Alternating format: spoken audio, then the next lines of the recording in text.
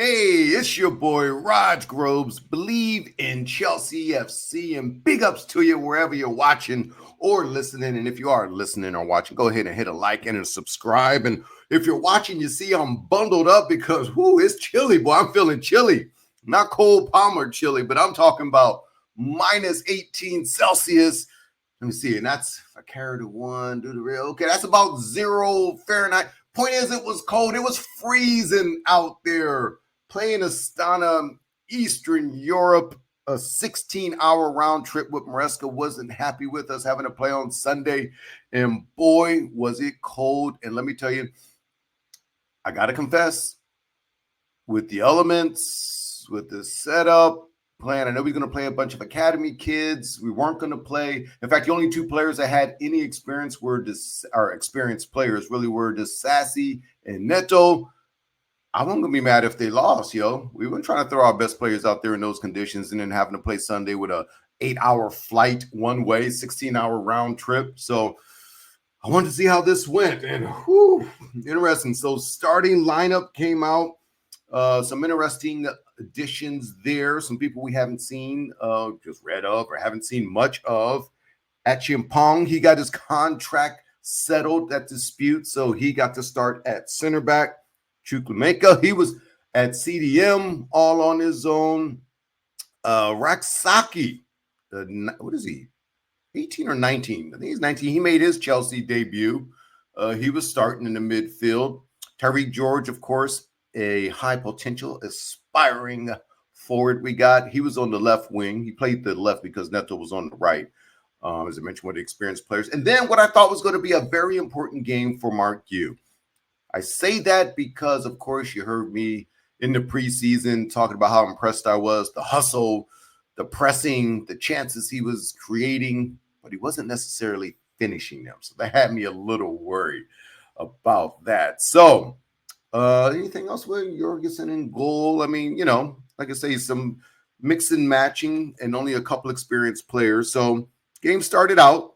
Chelsea in control, at least possession-wise. In the 8th minute, Neto made it. Now he was like, screw it, let me just go at my guy. He created a nice chance, and I was like, okay, we see. When we put our foot down, we know we're better than these guys. Then in the 14th minute, Mark Yu took on his man, and it was nice. And finally, we see a clinical finish. And I say clinical finish because he's missed either some easy ones. He gets himself into position, but Mark Yu just doesn't finish enough for me. Well, he did that today, putting us up 1-0. And then it was on, at least in the first half. 19th minute, Neto again takes on his man. Just dust this dude basically on the right side. Gets it in front of a scrum, basically. Mark Yu get something on it, didn't he? They finally, I believe they ruled it an own goal, which I'm fine with. Point is, created trouble, havoc in front of the goal. And Chelsea go up 2-0. Then you can just see him controlling the ball. At one point, about 75% of possession was in Chelsea's favor. This was looking great. Then we got a third goal, I believe. Viega got a header, off of a cross. So it's 3-0. Chelsea's cruising. I don't believe Astana got their first shot until the 33rd minute. They finally got a shot. And Chelsea were just clearly in control. First half coming to an end. I'm damn near dozing off, and bam, oh, shoot, a brilliant goal by side. Got to give them credit. They scored before the half. Crowd gets hyped, so they got a little something to cheer for. Going into halftime, let's get some hot cocoa and warm on up, right? So second half comes out, and of course, Chelsea, there's no need to press or do anything. They still controlled the ball. I believe it's 70% for the game, 69.4 to be exact. In terms of stats, we had 12 shots on goal, 23 shots overall. They had 3 shots on goal, 6 overall. So you could tell what type of game that was there. Only 1 yellow card in the game. None of our boys got one. They did get one. A very apologetic Astana player for getting some cleats on one of our men that was down for a while. We have 4 corner kicks. And, of course, their goalie made 9 saves, and Jorgensen didn't have to do much, only 2 saves. They did have another chance early in the third, and he made a nice save, Jorgensen, actually. And that could have changed the game a little in terms of pressure, making it a 1-goal game. But no worries. No worries about that at all. So Chelsea, of course, I believe it's 5 games, 5 wins, automatically qualify for the round of 16 in this conference league. And I believe our goal differential is plus 17. So we saw some debuts, some guys I just read of, never even really seen their mugshot before, go in there. And that was good. Get the youth some experience. Keep our regulars warm and ready for Sunday, because you know what Sunday is? That's right. Oh, the NFL team Chelsea, who plays on every damn Sunday. Yeah, we got Brentford coming up. And Brentford right now, I believe they're about 9th on the table. Of course, that'll change by Sunday. Maybe go up, maybe back a little bit. And guess what? They're in decent form. They've lost only one of their last 5 games. And I believe a draw is mixed in there somewhere. But the bigger picture here for me is Brentford has beaten us 3 of the last 5 times we've played with 2 draws. Yep, that means Chelsea haven't beaten them the last 5 games. And Brentford has scored 3 goals by only conceding 3 to us. But this, I tell you, is a different Chelsea team. And we saw it last Sunday, right?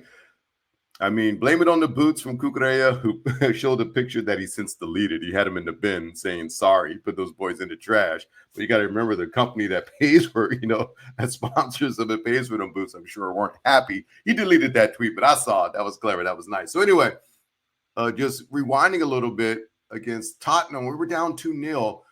And, it was a little unlucky, but I was like, hey, bad luck happens sometimes. Like, maybe this is a game Chelsea doesn't win. When I say this is a different Chelsea team, we were watching that game and I was like, just get one. Watch all the pressure. Just everything's going to change. Chelsea got one and it was basically over there. Yeah, of course, Son got a late goal in 90-something minute. But the point is, a 2-0 deficit and Chelsea aren't panicking. The pressure continues to mount. They just continue to do their thing and just constant waves of attack. And that's what I think is going to happen against Brentford here. I say this is a different team. Yeah, we haven't beaten them in 5 games, but I think they're in for trouble. Brentford is with this Chelsea team right now and the confidence. Oh, and speaking of confidence, as you saw at the end of the Tottenham game, I mean, a lot of people giving Nicholas Jackson a hard time. He was distraught after coming off the pitch. He didn't have a good performance. He didn't. And he was visibly upset, and everyone's, he's just thinking about him above the team. And that was my initial thought too. It was like, man, we're winning. Why you got to be so down? But he was down at himself, not down. It's not like in the NFL where you see, who do we got? Debo Samuel, you got AJ Brown, all these receivers like, I want the ball more, despite winning or not. No, this isn't about that. This is about, I got my opportunities. I didn't do anything with it. So once I thought about it more, I was like, all right, let me chill out on this man a little bit. He does care. That's how much expectations he puts on himself. And he felt he let himself down. And so I think that was just an individual performance thing for Nicholas Jackson. So going forward on this game, let's see him rebound. I'd love to see Nicholas get himself a goal, help his confidence out. And let's smash Brentford. Listen, Chelsea, man, on their last 5 games, they're scoring over 3 goals a game. They're scoring like 3.5 games. I think Brentford's going to pack it in. I think they're going to park the bus. I think they're going to sit back. So I don't know if Chelsea's going to score 4, but can I get a 3-1? A 3, it's too much asked for a clean sheet, right? With Sanchez back there. But some of those goals, he gave up goals against Tottenham. But, Cucurella falling on the ground wasn't necessarily his fault. But give me 3-0. All right? Yeah, I need Sanchez to rebound too because they calling for your job, son. They're trying to get you up out of there. They wanted you to play in that freezing temperature, not Jorgensen. All right? So to me, it doesn't matter right now which one of those two are goalies because I still don't believe Chelsea are in a title race with Liverpool. Liverpool's just on a different level right now. We're probably a world-class center back and an upgrade at goalkeeper away from doing that. But we are top 4. And in fact, we number 2. I'd love for us to take second place. So let's get it done this Sunday versus Brentford. Of course, if you're in LA, you can watch at Fox and Hounds up in Studio City or where I usually watch a match with Chelsea Blues over at Joxer Deli's in Santa Monica. What else I got? Well, I want to get in this. Pulisic in this series on, is it Paramount Plus, talking about it pisses him off how Americans are treated, American players over in Europe. We'll do that next time. Yeah, we'll get into that maybe midweek. I'll have one of the boys on and we'll talk about that. So anyway, that's what it is. A conference review, a bit of a EPL preview for this upcoming weekend. Of course, smash a like, hit a subscribe if you can. Rod Groves, believe in Chelsea. And it's cold, but let's get it, Blues.